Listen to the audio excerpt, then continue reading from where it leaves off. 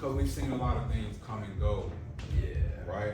Yeah. And if you look at the past, I don't know, I guess, even decade, 15 years, 20 years, the only thing that has taken hold and stayed is trap. Yeah. Drill. Yeah. Everything, Basically. I mean, Crunk had an era though. The snap came era. and went. Yeah. Hyphy came and went. Mm-hmm. Hyphy's still around. We just not on the West. We not on the West. Right, But I mean, okay, when I say came and went, maybe like on a national stage. Like Limelight. Chop and Screw, you know, that Screw sound came. Screw's still alive. Yeah. It's still alive as a like a form. Form now. Yeah. Like a sonic choice. No, it's heavily alive. Like, I don't know if you know, but artists now, when they releasing about a 3. You're right. So you got the sped up joint, the regular joint, and then you got the screwed joint. Yeah, for like just TikTok so for and production shit. purposes, if somebody, you know how the TikTok trends be going, somebody reproduce your shit, you already got copyrights on the sped up and the slowed down. And the slow down. That's true. But I know, like, when Metro dropped his last album, he did it with the Chop Stars, and them niggas, they did the whole show on OVO 42 on XM Radio. Uninterrupted, whole album, Screwed from beginning to end on XM, bro. Like, Screwed is still very much so alive. Well, when is the first time? Okay, because you from Atlanta, I'm from Atlanta. I'm from New York. Okay, Wow. when is the first time you encountered the Chop and Screw sound? Devin the Dude, back in college. Chick I was hollering at, she was older than me. So, you know, I used to just try and play it cool and just, you know, go along with the flow or whatever. But she used to love rolling up weed and listening to Devin the Dude, Chop and Screw. Okay. So, the album with Doobie Ashtray and Collard shit. Greens and all that shit. That's the first Devin Dude song I ever heard. Yeah, so she had that whole album Screwed.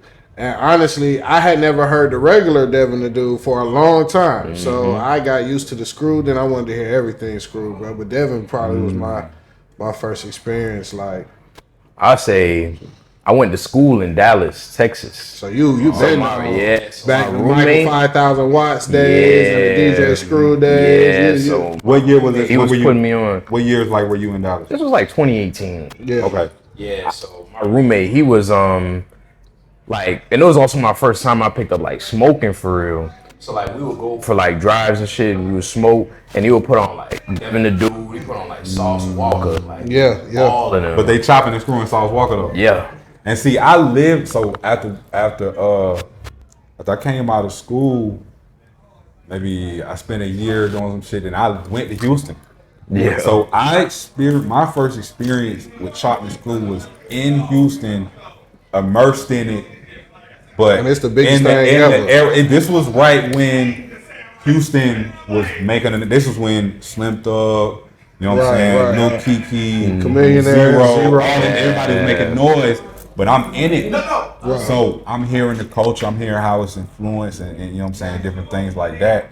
And I really got to watch how the sound matriculated through the industry, how it became trendy, how it became a foundation. Because white folks calling it slowed and reverb. Slowed and reverb, bro. Like they discovered it. Like, shout out, we've been Like writing them lo-fi Screws beats on since- Can we YouTube. talk about, it always takes about 20. They always about 20 years late, right? True that. Yeah. Because we was watching hoes twerk since the 90s. Since Freaknik.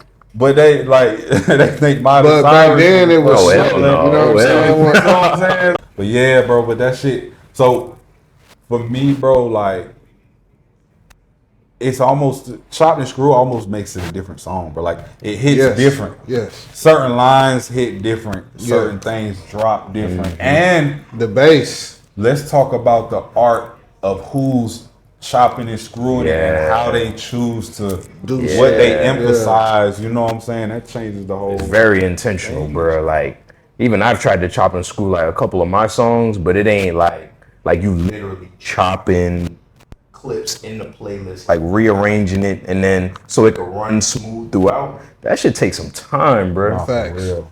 Like, Bro. Yeah, but You I gotta be always I always dreamed to have one of my albums professionally chopped and screwed. for real. Nah, that's real. I listen to Law Screwed just because I be in the studio fucking around. screwed but- it. You screwed it. Yeah, I mean, I pulled it up on the DJ boards and I just took the pitch down about 0.3%, right in that range. But I didn't do no chopping. chop I it just though. slowed it down and I let the album play. And I was like, bro, like you said, it's a whole nother experience, whole nother song.